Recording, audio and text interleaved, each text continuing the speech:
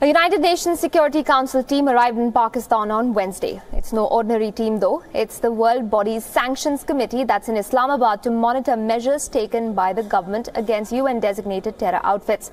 Pakistan says the visit is routine, but it's probably not. Here's why.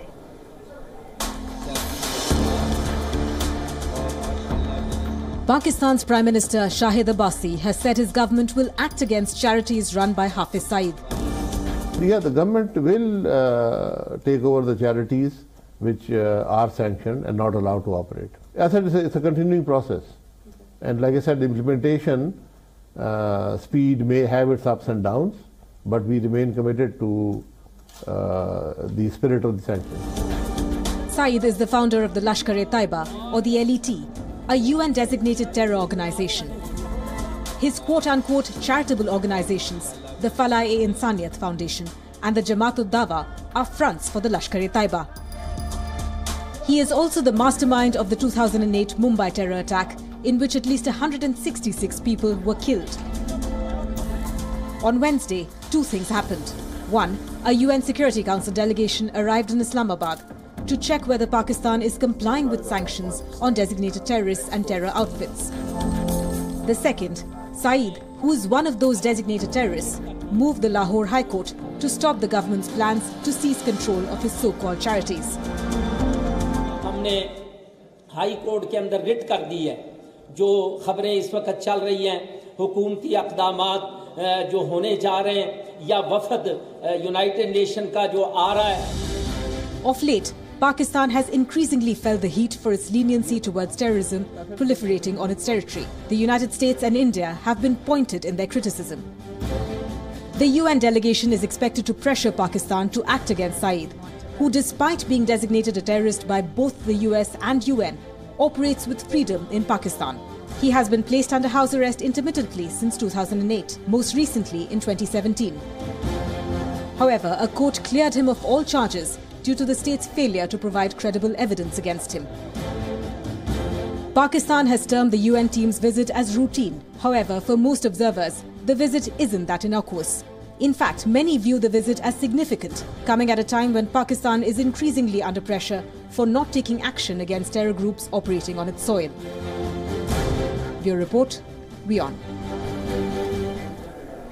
Joining me this evening on the broadcast is Ambassador Vishnu Prakash, former High Commissioner of India to Canada, Ambassador to Seoul and former official spokesperson for the MEA. Good evening, Ambassador. Thanks for joining us. A pleasure having you on WION again. This visit by the UNSC committee on the sanctions committee, thanks sir. Do you think it's far more significant than Pakistan is letting on? Well, certainly it is significant. Pakistan is under watch. President Trump has made it clear that the safe havens in Pakistan have to be dismantled, that Pakistan cannot continue with business as usual.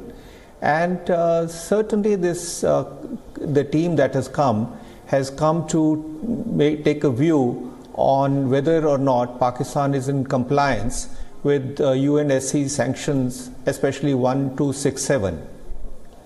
Right. And Ambassador, of course, the Financial Action Task Force, which is another world body, has also recently pulled Pakistan up for its failure to crack down on funding for terrorism, for terrorist organizations. Now, how big of a conundrum is this for countries like India, the United States, that are watching from outside, seeing that there are fronts that these terror organizations operate with, like the JUD, like the Falah-e-Insaniyat Foundation, and they are the ones receiving funds? Does this pose a bigger problem that name changes take place all the time and these terror organizations continue to proliferate?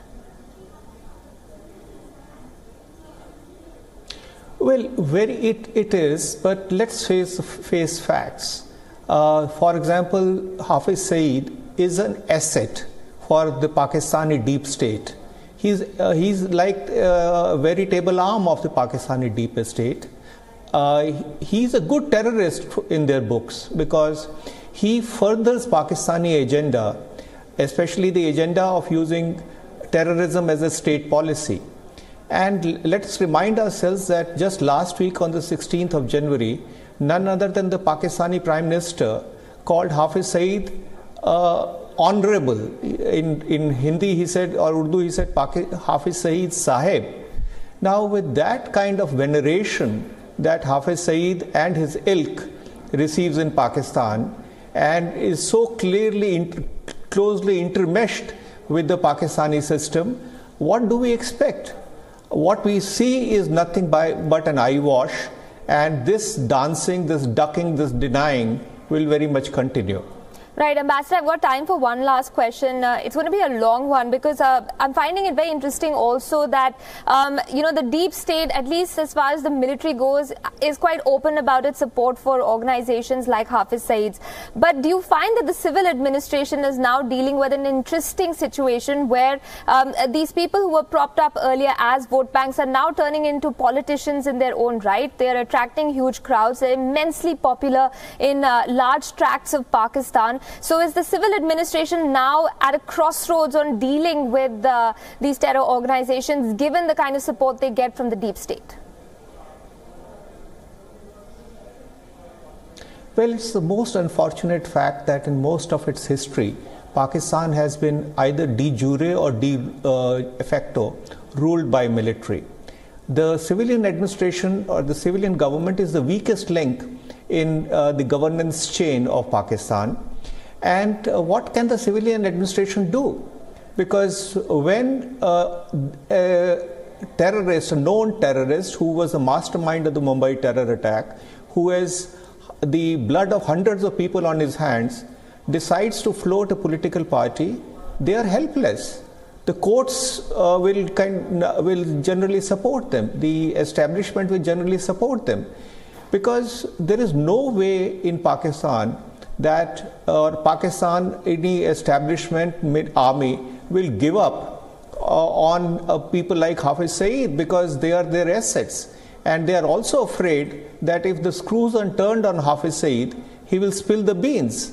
So they are so deeply involved, so deeply enmeshed in this vicious cycle that people like Hafiz Saeed, people like Masood Azhar and others will continue to call the shots, and Pakistan will continue to be in denial.